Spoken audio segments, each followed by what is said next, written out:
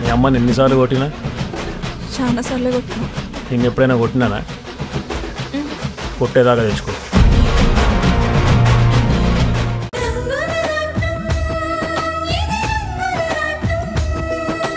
నా కూతురు బలైపోయినా గానీ చూస్తూ ఊరుకోవాలా?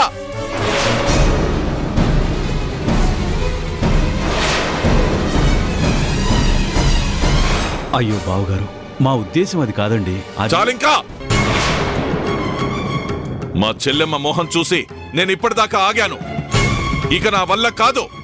ఏ ఆదిత్య, ఆదిత్య!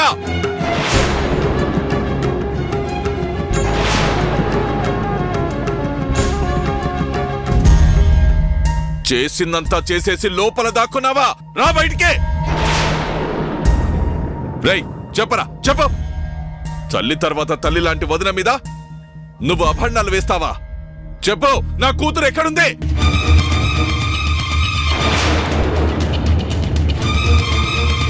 దుర్గా ప్రసాద్ గారు, ప్లీజ్ కంట్రోల్ యువర్ సెల్ఫ్. వాడు చేసింది తప్పే. అంత మాత్రాన మీరు మా కళ్ళ ముందటే ఇలా మాట్లాడడం కరెక్ట్ కాదు. మిస్టర్ శ్రీరామ్, నా కూతురికి ఇలా జరిగింది కాబట్టి నువ్వు అలా అంటున్నావు. ఇదే పరిస్థితుల్లో నీ భార్య ఉండుంటే అప్పుడేం చేసేవాడివి?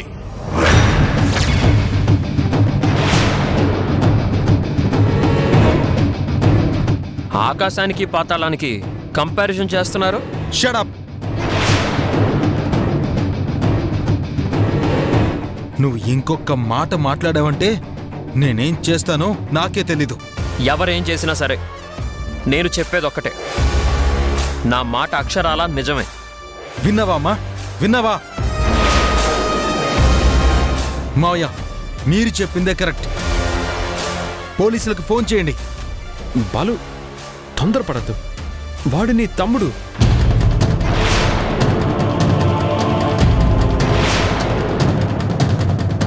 అంటే నీ తమ్ముడికి ఏమీ కాకూడదు, కానీ నా కూతురు చచ్చిపోయినా పర్వాలేదు, అంతేనా?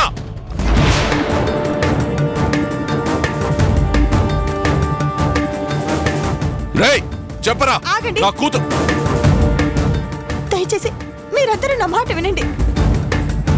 తన చెల్లెల కోసం ఆరాటపడుతూ సీత వెళ్ళింది కదా, తను ఇంకా రానేలేదు.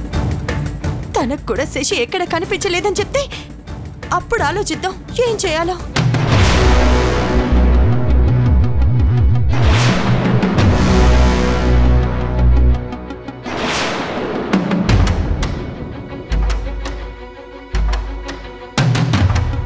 అమ్మా, ఇద్దరు వదల్లో వచ్చేస్తున్నారు.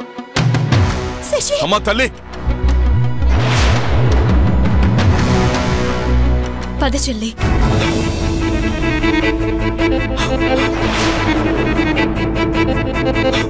బేబీ.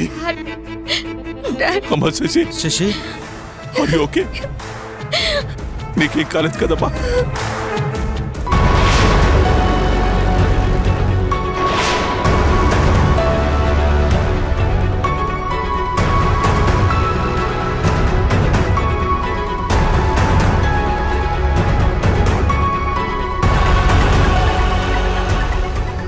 శశి, లోపలికి పదమ్మా. నేను లోపలికి రావాలి అంటే నా మీద నింద వేసిన ఆదిత్య బయటికి వెళ్ళాలి.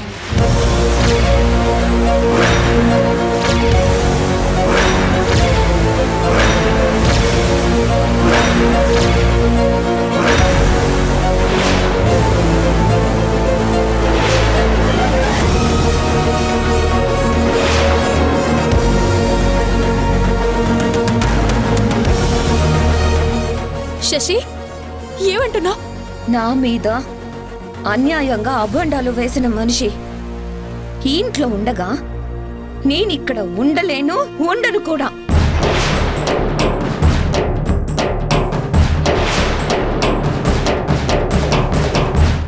అదే మాటమ్మా, నువ్వు ఇంటి కోడలివి, ఆదిత్య ఇంటి వారసుడు. అవును, మీరిద్దరూ మాకు కావలసిన వాళ్ళేనమ్మా. విన్నావు కదా శశి, నాకే కాదు ఆదిత్య నీకు కూడా మరదే కదా. జరిగిన దానికి తన చేత నేను క్షమాపణ చెప్పిస్తాను. నా మాట విని ఇంట్లోకి రామ్మా. సారీ అక్క, ఆదిత్య ఉన్న ఇంట్లోకి తల వంచుకొని నేను అడుగు పెడితే నేను నిజంగా తప్పు చేసిందాన్ని అవుతాను.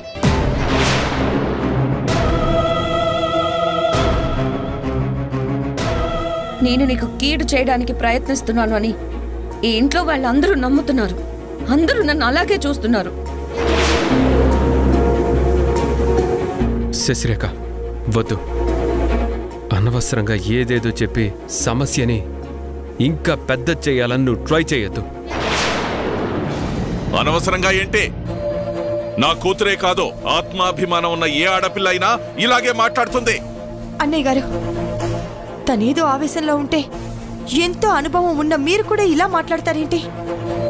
అమ్మా, మా మామయ్య గారు అన్న దాంట్లో తప్పే ఉంది.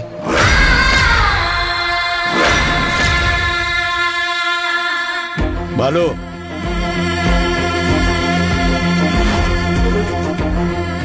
చూడమ్మా శశి, ఆత్మాభిమానం ఉండొచ్చు కానీ అహంకారం ఉండకూడదమ్మా. ఇంట్లో ఏదో సమస్య వచ్చిందని పంతాలకు పోయి బంధాలను దూరం చేసుకోలేం కదమ్మా. పెద్దవాడిగా చెప్తున్నాను, నా మాట విని లోపలికి రామ్మా.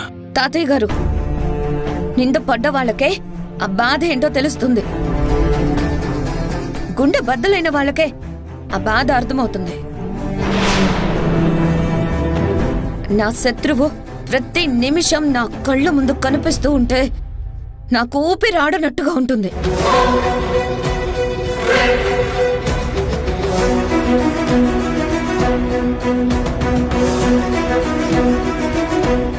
ఏంటదినా, ఏదో గొడవ జరిగినంత మాత్రాన ఆదిత్య అన్నయ్యని శత్రువు అంటున్నావేంటి? మరి నింద వేసిన వాడు శత్రువులా కాక స్నేహితుల్లా కనిపిస్తాడా?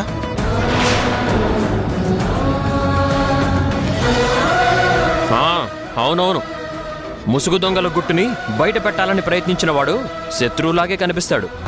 చూసారా చూసారా, మళ్ళీ అదే మాట అంటున్నాడు. అందుకే నేను రాను అని చెప్పాను. ఆదిత్య, నువ్వు కాసేపు నోరు మూసుకొనుండు. అత్తమ్మా ప్లీజ్, మీరు ఆగండి. శశి, నన్ను అక్క అంటావు కదా, కనీసం ఈ అక్క మాటైనా వినవా?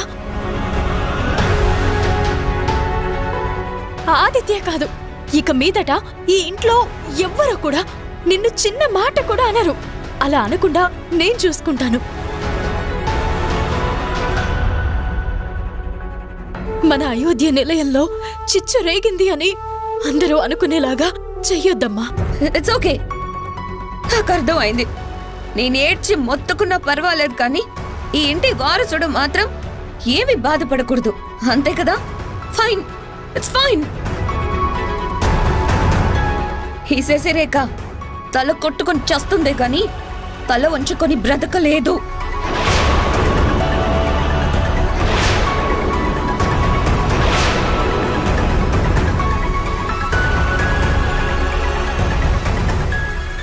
Balu, this is the limit.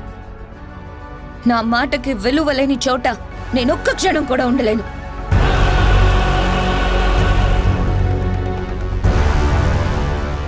I'm going. Balu, నీకు నేను కావాలి అనుకుంటే నా భర్తగా నువ్వు కూడా నాతో వచ్చేయ్.